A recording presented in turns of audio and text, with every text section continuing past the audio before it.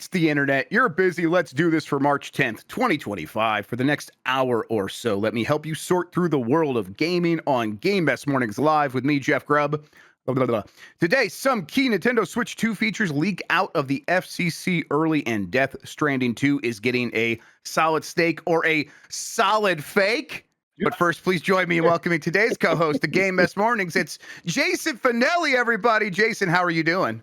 I am ready for an unhinged Monday morning after that trailer reaction. We had uppies. That's it. Uppies. Yeah, give us uppies on a Monday. Yeah. Uppies on a Monday. Go ahead. Well, real quick, let's give the people, people wondering, Hideo Kojima dropped a new trailer for Death Stranding 2. The game's coming out soon. We'll talk about all of those details here in a minute. But we reacted to that on Giant Bomb. That will be up on the YouTube channel and the website all here pretty soon. So you can go check that out if you missed it when we reacted live. Yeah, Jason, how'd you find that trailer? I think Hideo doesn't have enough time for actual post-Konami therapy, so now he's just giving it to all of us. Yep. That definitely some unexplored feelings with that Solid Snake-like person. Yeah, there's a Solid Snake, there's Metal Gears, and then there's puppets and all kinds of stuff. But yeah, Metal Gears make a nice hat, apparently. Oh, yeah. No, I never played the first one, so hearing you guys talk about the first one, I may have to jump into the director's cut here. Yeah, I think Director's Cut is really kind of should get you into it by all accounts. It's definitely a me kind of game, so it's why I want to get back to it personally for sure. But Jason, hey, a bunch of stuff going on. Glad you're here. Thanks for helping us out. Always appreciate it.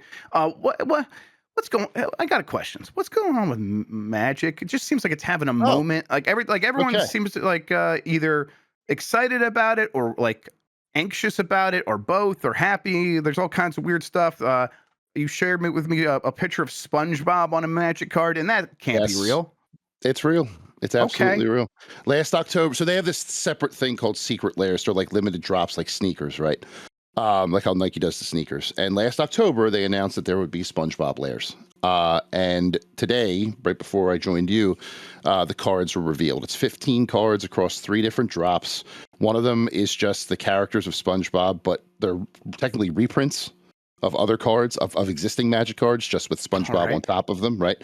So the second set is spells from Magic's 5 different spells, but they're all SpongeBob memes.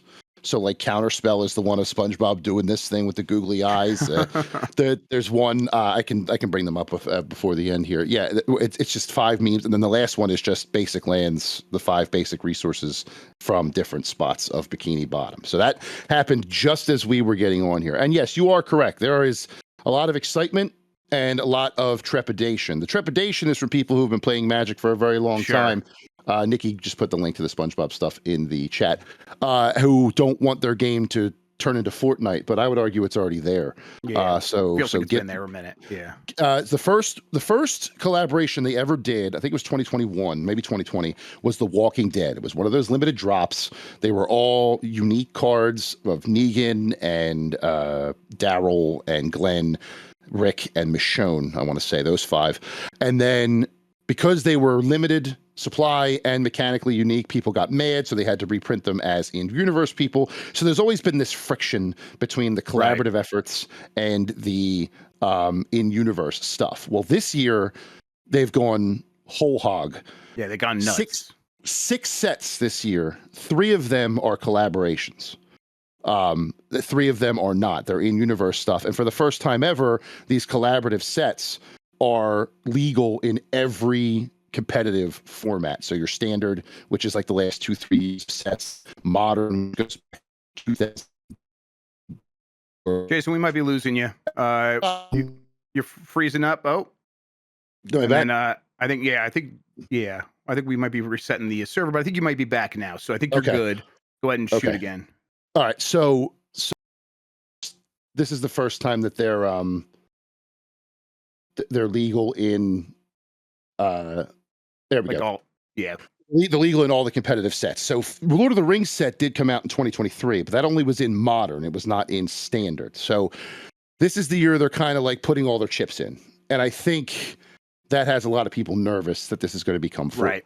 Personally, I'm okay with it because I played Magic in high school, fell out, and then my first Magic purchase in 14 years was the Street Fighter collaboration they did, where they had all 8 World Warriors in one drop.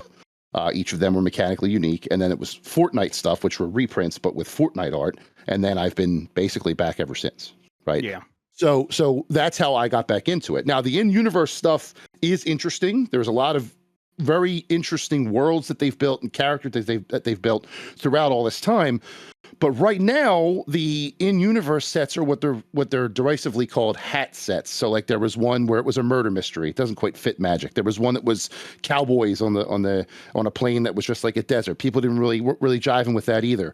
So when they hit, though, they hit. Last August was one called Bloomborough. It all looked like Redwall animals with that sort of vibe. That was a cool set. But then they followed that up with one that was like a haunted house. And people were like, so it's the trepidation is where the in-universe stuff that people have fallen in love with will fall now that they're really. Right.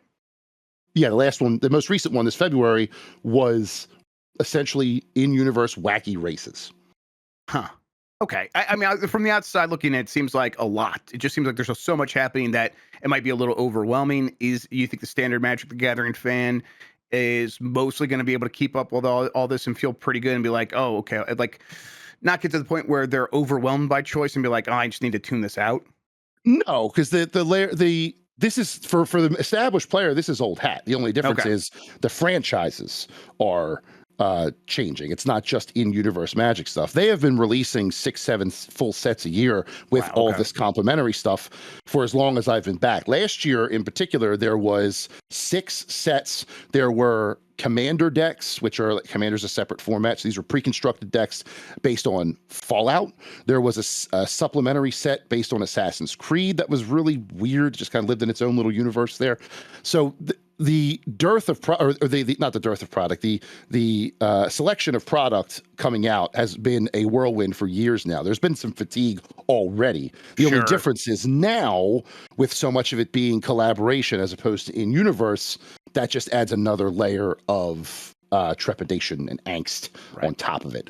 So I get it for the established fans. I get it, but I think, as I did an interview with the lead designer of the Final Fantasy set and the VP of the franchise and collaboration stuff at Wizards when I was in Chicago. That went live on GameSpot last week. And they were saying that they understand those critiques, the people who say, I wish Magic was still Magic, but they also feel that they have a responsibility to grow the game, right? Of course. Lines go up. And as the VP put it, if I get one person who was a Final Fantasy fan and not a Magic fan to try this and they stay, I've grown the gathering by one more. That was her exact quote. And I get that. I get it. I get both sides of this. I personally am very excited for the Final Fantasy set. I think it's going to be the best set they have this year, even with Spider-Man and Avatar: The Last Airbender being September, November, with a in-universe one in between and an in-universe one coming in April. So we have 5 more sets to go this year. All right. Wait, how about this? Is it called Other Worlds? What's it called when they bring them? Universes Beyond. Universes Beyond, the Juggalos. That way you can bring the Gathering together with the Gathering. All right. Finally, peanut butter and jelly. That's what I want to see. All right, let's explain what we do here. Most weekdays, I, Jeff Grubb, will help piece your gaming life back together. That includes breaking news and maybe even some of our own original reporting. For all these topics, I'll get the input of a bona fide expert who will make me look smart. If you are watching live on Twitch, welcome. You can always listen to the show later on podcast feeds by searching for Game Mess Mornings or find the RSS on giantbomb.com. You can also catch the show later with chapters and timestamps on YouTube. Hello, YouTube. All right, let's get right into it with Nintendo Switch 2 upgrades revealed by FCC. They include Amiibo, faster Wi-Fi, and more. This comes from Andy Robinson at VGC. New Nintendo Switch 2 technical upgrades have been revealed via filings made by the Federal Communications Commission. The filings revealed that the Switch 2 will, like its predecessors, support NFC via its right Joy-Con controller, likely confirming support for Amiibo figures when playing original Switch games and Switch 2 software. The Switch 2 users will also be able to charge the console using either its bottom USB-C port or the new second USB port, which is located on top of the device. According to the filings, which were spotted by The Verge, Switch 2 also supports Wi-Fi 6, which is 802.11 AX networks with up to 80 megahertz of bandwidth, with up from the original Switch console's Wi-Fi 5, which was AC. FCC filings also indicate that Nintendo Switch 2 is rated for an AC adapter with a maximum of 15 volts, which is the same as the original Switch, but also mentions an AC adapter that goes up to 20 volts. So it's unclear whether Switch 2 has a faster charging, really, and we won't know that until we get a little bit more information. It's more than volts when it comes to actually charging a device. There's amperage and all these other things. A previous leak had claimed the Switch 2 dock would require a far more powerful AC adapter than its predecessor, indicating that it may have more power when docked. Maybe that 15-volt one is supported because it's like you can plug in your Switch 1, and if you're just going to do that, that'll work. But maybe that'd be weird. Let's see. Nintendo officially announced Switch 2 in January. Blah blah blah. We get more information on April 2nd. Not a ton here. I'll say first, Jason.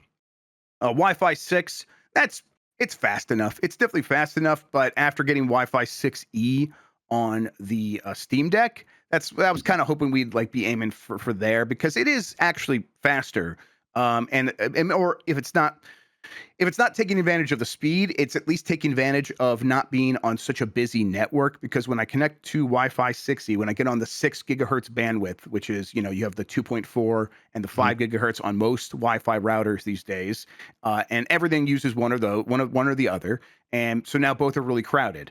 Whenever I go to use the 6 gigahertz, I do see a significant increase in my downloads for the Steam Deck. Now, it's probably worth pointing out that there might be a practical reason why Nintendo doesn't want to go up to 6E and default to 6 gigahertz. Its range is bad. I mean, that's just how it goes with these higher frequencies. They don't penetrate surfaces and barriers as well. So if if I'm connected to the 5 gigahertz thing, I can go mostly anywhere in the house. Yeah, there's a corner up there in one of the bedrooms where it doesn't work so well, but whatever. 6 gigahertz, I go upstairs. Basically, it disconnects. It's a little bit better since I changed out to a slightly better router. But Nintendo probably doesn't want people having headaches because they're trying to connect to 6 gigahertz and it's not working. Although I would argue most people that have 6 gigahertz know the deal. That's not a common standard right now. How do you feel about it? Wi-Fi 6, faster Wi-Fi than the last Switch at the very least. That's probably good enough, right? Yeah, I think you have to, you and I are dialed into this stuff, so we're expecting 6 or 6E. You're hoping for that kind of thing. It's hard for me to go back and remember. This is for I'm trying to think of this from the layman's parents' perspective. There's no idea what this stuff is. They just buy what the kid wants. So if it could be easier for them, I would agree. I can see a parent now in a Wi-Fi 6 household where the one parent knows and the other parent doesn't, but the other parent's the one that has to troubleshoot, and they're losing their minds because it's not working in the kid's bedroom when they want it to. So right. I'm fine with this. I'm fine if it's I don't want to say idiot proof because that seems derisive, but if it's simpler for the people who are just there to play the games and not entrenched in tech and stuff like that, I completely understand that. That's been their philosophy forever. So I'm not surprised by this at the least. I do find the 15 volt, 20 volt thing interesting. Do they really want that potential drop in power when you're playing handheld versus docked? I mean, people would expect some better performance while docked. That makes perfect sense. But I would think, I don't know, that seems a little like a lot more of a difference than I would expect. Maybe, I don't know. That part had me raise my eyebrow a little bit. But the Wi-Fi thing, I get it. I'm with you. I have a 5 gigahertz. I don't even have 6 yet. And every time I use the microwave, it shuts off in the kitchen. So my alarm system goes, "Hey, are you home? What happened?" And then we stop cooking. They're like, "All right, you guys are good." It's very weird. So yeah, I'm perfectly fine with this. I think anybody expecting 6E, like you said, was kind of shooting too high. Yeah, I mean, it was just because I had a tiny modicum of hope because the Steam Deck supported it, but I know where this device is at. It's always going to be a couple years behind that kind of stuff. So not too surprising. And again, Wi-Fi 6, Wi-Fi AX, 802.11ax is fast. It's very, very fast. So we're going to be able to get downloads that are going to be significantly improved from the Switch when it's on Wi-Fi. But like the power adapter situation, we just don't know enough there yet. We don't really know what they're going for, what that situation's going to be like. So when you plug it in, does it need more power and all that stuff? We just don't know. But real quick before we move on, Amiibo support, they'll keep it going, right? Do you expect them to like double down on amiibo support in Switch 2 games, or is this just mostly a legacy thing because this is a backward compatible console? I think it's a little bit of. I think Somewhere it's in between. mostly it's mostly the legacy stuff, and my wallet says thank you. Oh, there they There's are. the entire Smash Brothers run. It was a problem for a while, but I think they may still release here or there, like maybe the new Mario gets some, like Mario Odyssey had the wedding Mario, so they'll put in some new amiibos based on those, and they'll have some sort of functionality. Plus, also they can keep the scan your old amiibos and get something going, like how Zelda you could get Wolf, you could get Right, Epona the exactly. horse, stuff like that.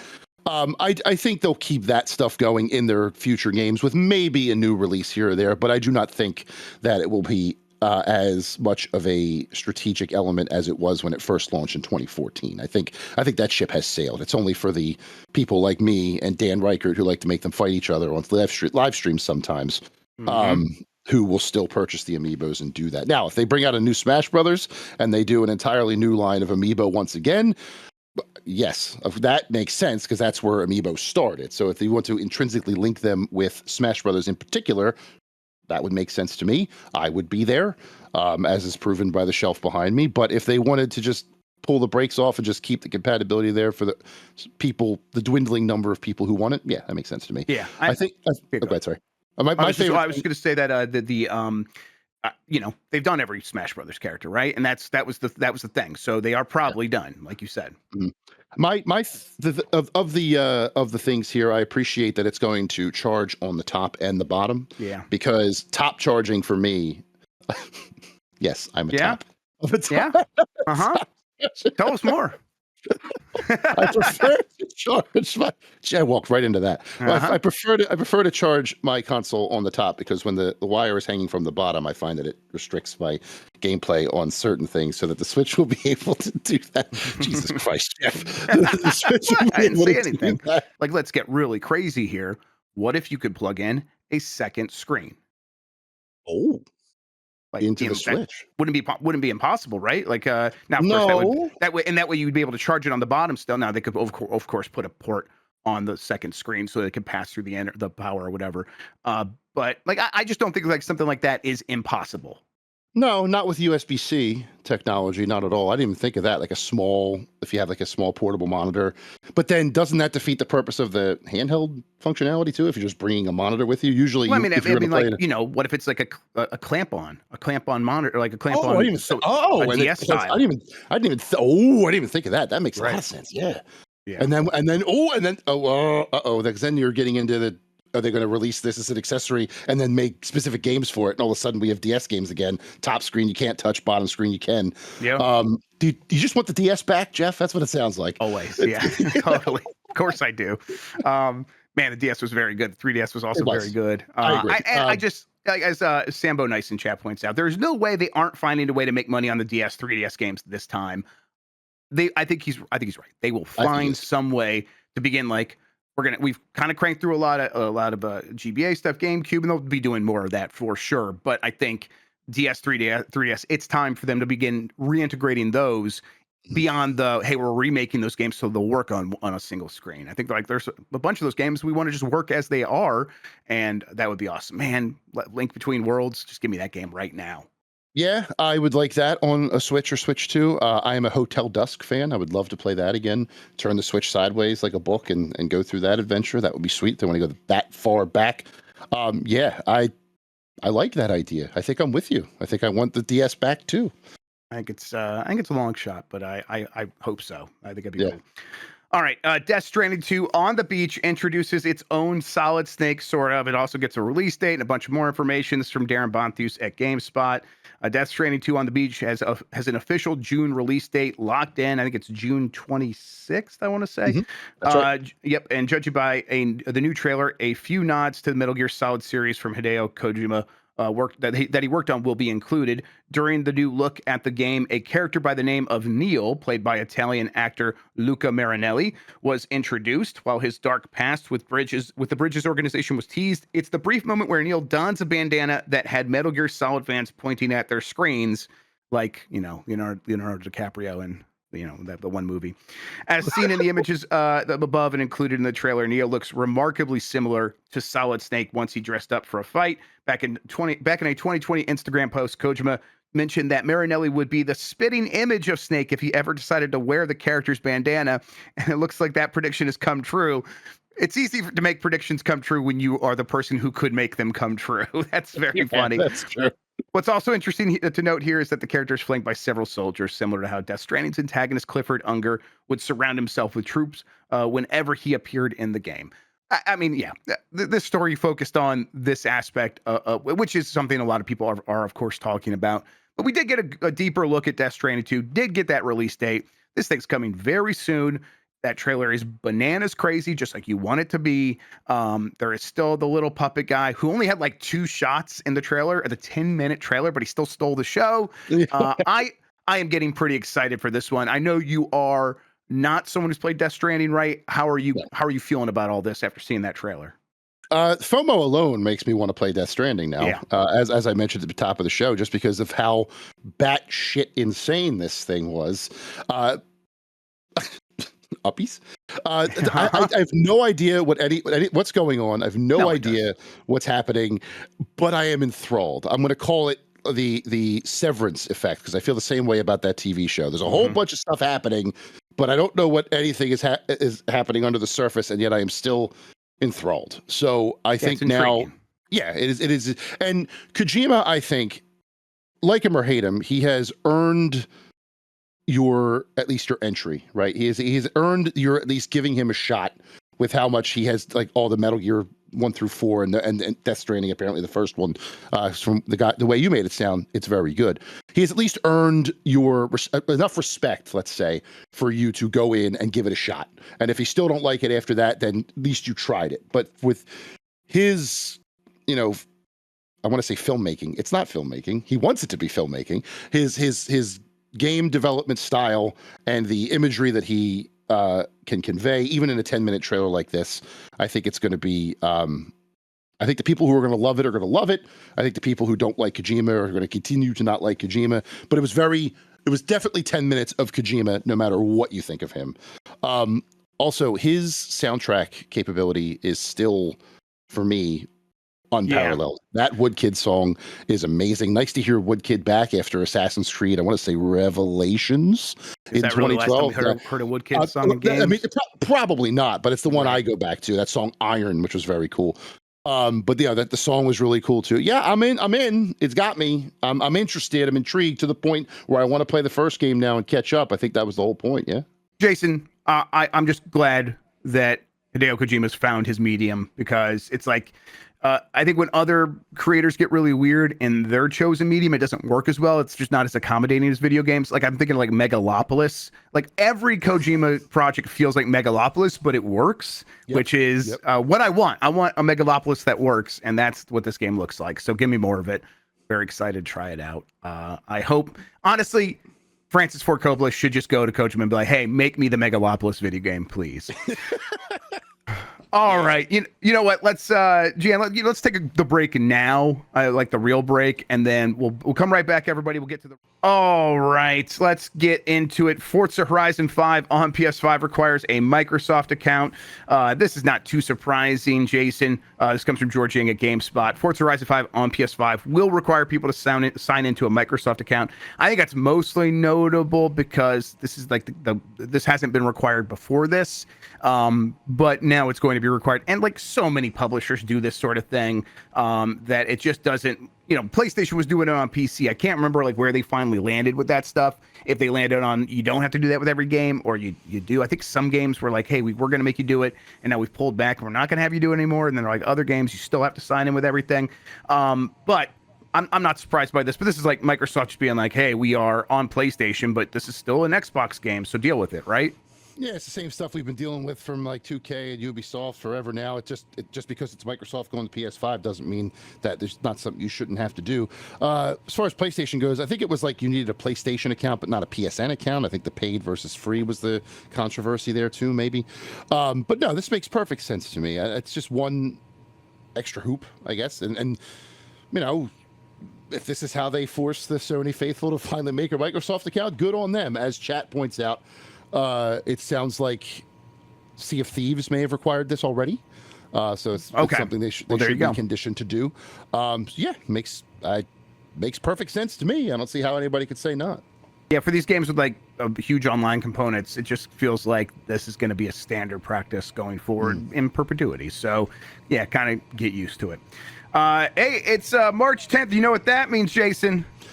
What's it mean, Jeff? It means it's Mario Day. Yay! Hey! There's not much beyond like what we've already heard from Mario Day, but there is a little bit. So March 10th, MAR10 spells Mario, so Nintendo says it's Mario Day, and that means you got to go get your loved ones flowers. I think I don't know how it works. Lasagna, maybe. Mushroom lasagna, yeah. Mushroom lasagna. Hey, that sounds fantastic. Actually, pretty good. They're offering a 14-day free trial membership to Nintendo Switch Online, as like you can claim a code, and then that gets you, of course, stuff like Nintendo Music, which just got Super Mario Bros. 3's soundtrack, and there's additional Game Boy Classics added to NSO. That's Mario's Picross, which is excellent, and Donkey Kong 94, which is very excellent. There's also, let's see here, offers on Mario and Friends Nintendo Switch games. There's like 30% discounts on a ton of games. That includes like Luigi's Mansion 3, Captain Toad's Treasure Tracker, Super Mario RPG, Mario vs. Donkey Kong, a whole bunch more. And then let's see here. Oh, there's a new Lego set. So this one's pretty interesting because it's a pretty massive set, 1,972 pieces. It's available May 15th. It is a Mario Kart set that they're aiming at more mature builders, people who are adults that can handle a more complicated set. I don't think I like the way it looks, Jason. His head's weird, right? His head looks weird. His hat is sitting on the top of his head weird. That's making it... It's taking the whole shape of his head a little. It's a little off. I agree with you. The cart is fine. The him seated, that's fine. It's just when you get to his face, it starts to be a little it's not very, quite there. It's like it's like too rounded. And Marino chat says it doesn't look like Lego set. It doesn't look like a Lego set. It looks like a kind of a crappy toy. I don't know. Maybe building it. Yeah, maybe building it. Maybe once I have it in my hands, I would feel better about it. But I'm just not feeling much of a need to get this one personally. But we'll see. I'm sure people will enjoy it. That's out May 15th. They're having special sweepstakes at Super Nintendo World. Eligible fans can visit the My Nintendo website for a chance to win a trip for 4 to Orlando. Everyone should, go do that right now, I guess. There's a community challenge in Mario Kart 8 Deluxe. JetBlue Cloud Top Cruiser featuring Mario and friends. Their JetBlue and Nintendo have partnered on a custom livery. I never know how to say this. Do you know, Jason? Is it livery? I think it's livery, yeah. Yeah, that's what I would have guessed. Livery featuring Mario and friends. Livery is just like a decal that goes over the plane. The Airbus A320 restyled aircraft named Cloud Top Cruiser, which is the name of one of those stages from Mario Kart 8, features a bright, colorful design featuring Mario, Princess Peach, Luigi, Bowser, Donkey Kong, and Yoshi. And then they're having Mario Day events around the country. Nintendo New York has a Mario Day event that starts at 1 p.m. today and runs to 4 p.m. And then GameStop game demo events will be happening at stores around the country. But that's on March 15th from noon to 4 p.m. So, hey, all this sounds like fun stuff, but it is relatively low key in terms of what they're really talking about here, because there's no like Mario 35 equivalent, right? This is like, hey, some stuff you could spend money on. This is what we're gonna do on the last Mario Day before we announce Switch 2 lineup. It's exactly right. It seems a little low key. I have to say, I love every time they add something to Nintendo Music, how hype they sound. Yeah. In those social media posts. Yo, go listen to this soundtrack right now. It's on there. And I'm like, cool. I like those, but I'm just like, it's been on YouTube for 25 years now. Exactly. I've been listening to this forever.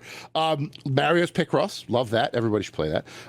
Everybody should buy the discounted Super Mario RPG so we can get more of those, please. But no, yeah, this is your standard fare for Mario Day when you don't have a new Mario game to put an announcement out with, or as a precursor to the Switch 2. Would I have liked maybe an extra tease of the new Mario Kart, yeah, sure. Of course. But if they want to save all that for April 2nd, I'm not worried about it. This is fine with me. I'll like it even more if I win the Super Nintendo World Sweepstakes. But exactly. for now, it seems fine. Yeah, I dig it. If you can get to the Nintendo store, go check it out. Let us know how it is. I'm not going to make it up there, but if you're in New York, go meet Mario and Luigi from 4 to 7 tonight. That should be fun.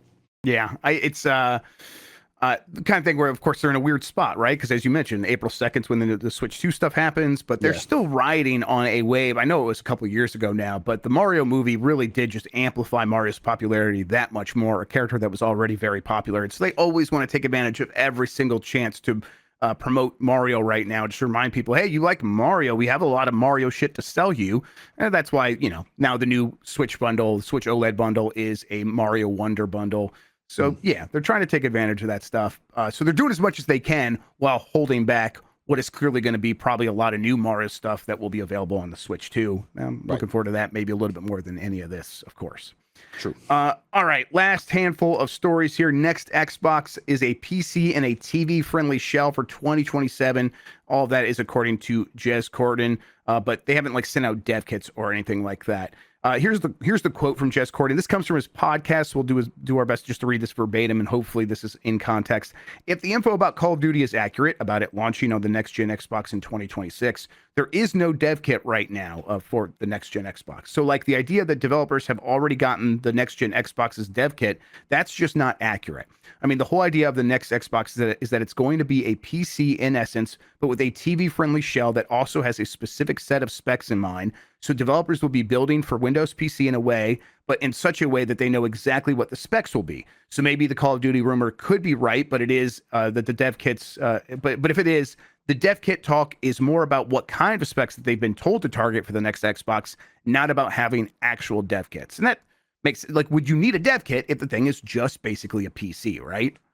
Yeah, I mean, if this is what they're targeting, you don't if you could just give them a list of specs and say, hey, if you want to get a head start on this, this is how you're going to do that. And it's an internal studio now, being Activision and Call of Duty, so they have the ability to get that one up. That makes his logic is sound here. I can't believe we're already talking about new Xbox that close. I feel like the Series X just came out, but it was 2020. I know, but five years ago, 4.5 years ago. Yeah. So, but yes, I understand the logic here, and I would trust that Jez has an inside track covering Xbox for so long. I would put some weight into what he's saying here. And yeah, if that's what they want to do, if they want to make it doesn't get much easier, I guess, if you're developing for Xbox, if you're just doing the PC development, but with specific standards to it. So yeah, I mean, this makes logical sense to me. Whether or not it's true, we'll never know until we see it. But yeah, I can get behind this. Yeah, it's he reconfirmed, but I'm pretty sure the new hardware is not 2026, it's 2027. Okay. Yeah, I there was a time I think where they were like, hey, maybe we can get this thing out in 2026, but as we are into 2025, and there's just been no rumblings about that. I think just recently they said the reporting was they've decided what the new system is going to be. They've decided on the vendors and who they're going to partner with. Whether that's AMD again or NVIDIA or Intel or whatever. They just decided that. So it's okay, that's going to be a little bit of a tight turnaround to get that thing out in 2026. So 2027 is starting to feel more likely. That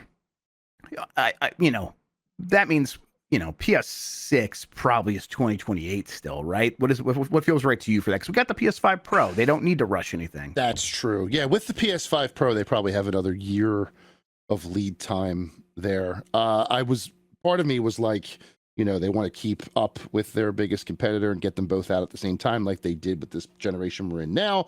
But I keep forgetting PS5 Pro exists. So with that, yeah, they kind of bought themselves some extra time. They don't have to rush out with the Xbox. They can come out a little while later, which would be a weird parallel to 2006 and 2007. Xbox 360 was 2005, I guess. And then PlayStation 3 wasn't until 2005, 2006. Pushing back a year, but similar time frame where 360 came out first, PS3 came out the next year. they've done it before. They could do it again. They don't have to come out day and date or even within the week like the PS4. Yeah, I think the whole reason Xbox I think is like already thinking this way is because they want to get separated from PlayStation going forward. Yeah, even though they're putting their games on their console, just to right. Yeah, it makes sense to me. And if PS6, maybe late 2028, even early 2029, is that too late? You think? Yeah, I mean, it's not impossible for sure. Right. I think they probably go late 2028 though, if they can. Yeah, makes no sense. Just a quick one. EA Motive may show off Iron Man demo at GDC. That's according to reporting from Insider Gaming. Alex Hopley, a Game Reactor, collated the information for us. Just said EA Motive, the studio behind the Dead Space remake, has been quietly working on an Iron Man game for some time now. However, besides letting us know the project is in the works, we've not heard anything official for some time. But that could change at GDC, where they may show off the game. GDC is always like kind of like sometimes games do get shown off there, but I don't know what to expect in terms of, is it going to be a big public-facing media blowout for this game? I don't know, but I am very curious to see what this thing actually looks like. How are you feeling about an EA Motive Iron Man game? I admittedly forgot that this was happening until I read this headline, but it's cool that it's far enough along that we're going to be able to see some sort of thing at GDC with, maybe my mind is a little bit clouded by Warner Brothers and their numerous fiascos, but to hear that this game is actually going to have some life and not just be canceled after the initial news is heartening. I do want to see what they're doing here. And EA and Marvel already had some good news last week, or potential good news, that they might want to get that Captain America Black Panther game out by the end of this year. So if they could then have this little 1-2 punch of Marvel news, say, hey, Iron Man's progressing great, but we're also going to focus on this Hydra game too. That's cool. I hope that works out for them.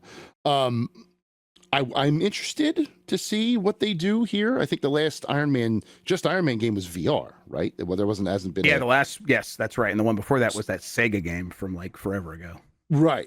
So I'm genuinely curious what I guess I would assume it would be third person action, maybe first person action with Jarvis as the HUD.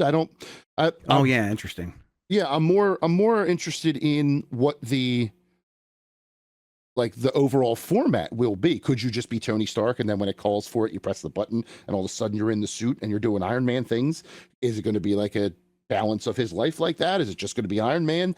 Open world? There's a lot of questions that they could answer just with this. And I think that that's pretty cool just to lay some of that foundational information down. I'm with you. We'll get the last story here in a second real quick. I meant to conclude this. Sony Santa Monica talked about the God of War anniversary, said that there wouldn't be any announcements. I just remember hearing around the time of the State of Play that happened that there was a bunch of rumors like the God of War Greek trilogy or whatever, however people refer to that, the original God of War games that's gonna show up at the State of Play. And what I was told at that time is like, if something like that's gonna happen, it would happen around this anniversary thing. So I bet that's something that's still happening, but not gonna happen, or not going to get announced here. I wonder if they just want to save that for an announcement closer to when they plan to release that, maybe later this year. Those games are very popular on PlayStation Network and PlayStation, like the cloud streaming stuff. So I think that they know that if they put those out, they will do very well. And I bet they would sell like crazy, put it on PC right away. I bet it does awesome numbers. So yeah, I would expect to see that. All right. Indiana Jones and the Great Circle has been rated for PlayStation 5. This is from Ben Lyons at Game Reactor. Really though, hey, Bill Belcoon just, who's a leaker, said that game is coming April 17th to PlayStation 5. That feels right to me. It was a December launch, come out, a handful of months, almost half a year later, come to PS5, be able to take advantage of PS5 Pro and all that stuff. That feels right to me. How about you? Yeah, they initially said spring too in that first announcement, didn't they? So that sounds familiar. Hits right in that spring time frame. Yeah, and at first when I saw this, I'm like, why is this news? But I'm like, oh, that means it's coming soon. Duh. So yeah, April 17th makes the most sense to me. I mean, it's next month. Yeah, it's a month away. Yep. All right, well, cool, good deal. Indiana Jones, I like that game quite a bit. Okay, that does it for the headlines. Let's get to the poll question, which I have right over here. If I can bring it up, there we go. And of course, you can get the poll question by going to youtube.com/@giantbomb and hitting the community tab there, where we asked Titanfall 3 ? And then we gave you three options here. One is a crying cat, One is Glover sitting very sadly on a bridge, and then a little girl screaming and crying. 30% went with a girl screaming and crying. 32% went with the crying cat, and then 39% went with Glover sitting sadly on a bridge. Which one are you, Jason? I think I'm Glover sitting sadly on a bridge. Most of us are Glover, yeah. Yeah, I think we want it, and we're waiting patiently for it, and we're not at the point where we're so excited about it that we're the cat, but we're also not at the point that we're so upset that it's not coming that we're the little girl. We're just kind of in this Glover limbo, looking over the dock wistfully and hoping that it comes. Believing that love can never come back to a glove is what we're all believing, personally. Jesus. All right.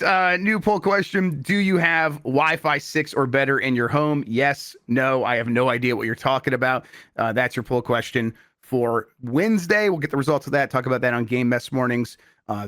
Later today, we got a whole block of content happening. Everybody, Dan's gonna do Dan's Riker's Roulette. That's right. He's gonna do some Mario stuff. The GB kids, Turbo Sean and Nikki, they should have some Mario stuff. I think that's the plan. All that stuff's popping off very soon, starting after this show. But as a special treat to all of you, Voicemail Dump Truck will be probably popping off. That's not going to be live, but that'll be popping off earlier this week. We'll try to get that out to you as soon as possible. Some of us will be busy with that. So a bunch of stuff happening today. Looking forward to getting it all out to you. In the meantime, though, Jason Fanelli, thank you so much for hanging out with me today and talk about video games. Anything you want to plug or tell people about? The interview that I mentioned at the top of the show at GameSpot with the Final Fantasy Magic lead designer and the VP of franchise over there. Pretty cool article at Big Man Fanelli on all social media. Blue Sky is right here linked. Go check that out. Got some other stuff working, just doing the thing, hustling. Excellent. Thanks, man, for doing this. I really appreciate it, dude. Yeah, anytime. Anytime you need me. Thank you all for watching and listening. You're the best audience in gaming. Until next time, have a good one. Take care of yourself. And goodbye.